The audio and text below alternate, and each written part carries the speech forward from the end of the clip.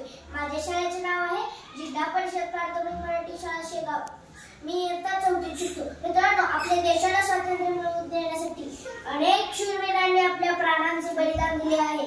अशा सर्व महात्म्यांना मी वंदन करतो. मित्रांनो, मी आज तुम्हाला अशाच एका देशासाठी हसत हसत फासावर चढणाऱ्या आणि मेरा एक ही धर्म है वो है देश की सेवा करना असे म्हणत इंग्रजांना जोरदार लढा देणाऱ्या देशभक्त भगतसिंगांची गोष्ट आज मी तुम्हाला सांगणार आहे.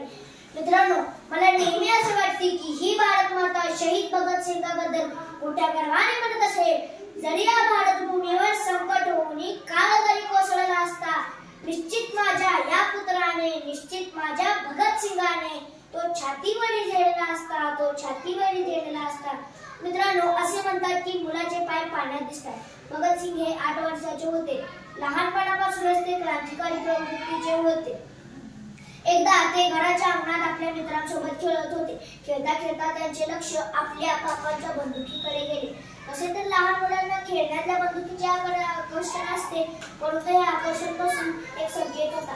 त्यांनी आपल्या काकांना विचारले, चाचाजी चाचाजी ये क्या है? यावर काका म्हणाले, बेटा भगत, ये तो बंदूक है, इससे गोली चलाई जाती है और इसी का इस्तेमाल करके हम अंग्रेजों को हिंदुस्तान से बाहर भगाएंगे. मगर अभी तू बहुत छोटा है, पढ़ाई कर पढ़ाई. या 4 वर्षांच्या छोट्या भगतवर इतका परिणाम झाला की ह्याच बंदुकीचा वापर करून आपण इंग्रजांना भारताच्या बाहेर उडून द्यायचा आहे. या एकच विचाराने तो सर्वत्र वावरू लागला. अशातच भगतसिंग 11 वर्षाचे असताना जनरल डायर या ब्रिटिश अधिकाऱ्याने जालियनवाला बाग येथे बेछूट गोळीबार करण्याचा आदेश दिला. या हत्याकांडामध्ये कित्येक भारतीयांना आपले प्राण गमवावे लागले. दुसऱ्या दिवशी भगतसिंग तिथे पोहोचले आणि तेथील राख एका बाटलीत भरली. त्यावेळी कोणालाच माहित नव्हते की पुढे जाऊन भगतसिंग इंग्रजांना सळकी पळ करून सोडेल. यानंतर लाला लजपतराय यांच्या बरोबर लाठीमार केला. हे पाहून भगतसिंग खूपच संतप्त झाले. लाला लजपतराय यांच्या निधनानंतर भगतसिंग, राजगुरू, सुखदेव या 3 महानायकांनी सॉन्डर्स या अधिकाऱ्याची चुकून हत्या केली. त्यामुळे इंग्रज आणखीनच चौकस झाले. यानंतर भगतसिंगांनी ओळखले की ही लढाई फक्त ताकदीने नाही तर डोक्यानेही लढावी लागेल. म्हणून त्यांनी आपल्या काही साथीदारांच्या मदतीने वेगवेगळ्या वर्तमानपत्रामध्ये इंग्रजांविरुद्ध छापायला सुरुवात केली आणि यातूनच ते जनतेला जागृत करू लागले. सर्वत्र क्रांतीची मशाल पेटवायची असेल तर सर्व जनतेने एकत्र येणे हे खूप गरजेचं होतं. आणि भगतसिंगांनी ठरवले की संसदेत बॉम्बस्फोट करायचा आणि त्यांनी बटुकेश्वर दत्त यांच्या साथीने बॉम्ब टाकले आणि स्वतःला इंग्रजांच्या स्वाधीन केले. कारण की त्यांना भारतातील सर्व जनतेला जागृत करायचे होते. यानंतर त्यांच्यावर खटला भरवण्यात आला आणि त्यांनी बॉम्ब तयार करण्याची कृती सर्वांसमोर सांगितली, जी फक्त भगतसिंग व त्यांच्या काही साथीदारांना माहीत होती.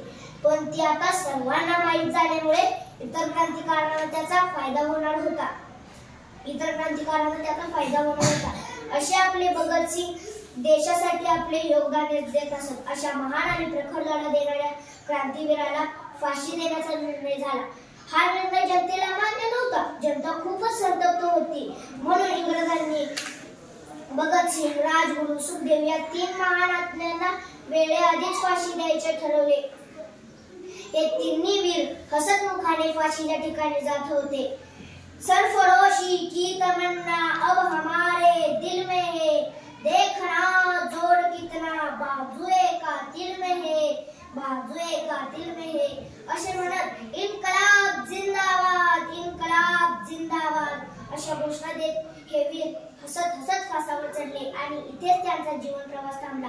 पण ते तेव्हा आपल्या जवानांना प्रेरणा देत होते आणि आज त्यांचे संपूर्ण जीवन आपल्याला प्रेरणा देते. एवढे बोलून मी थांबतो. जय हिंद.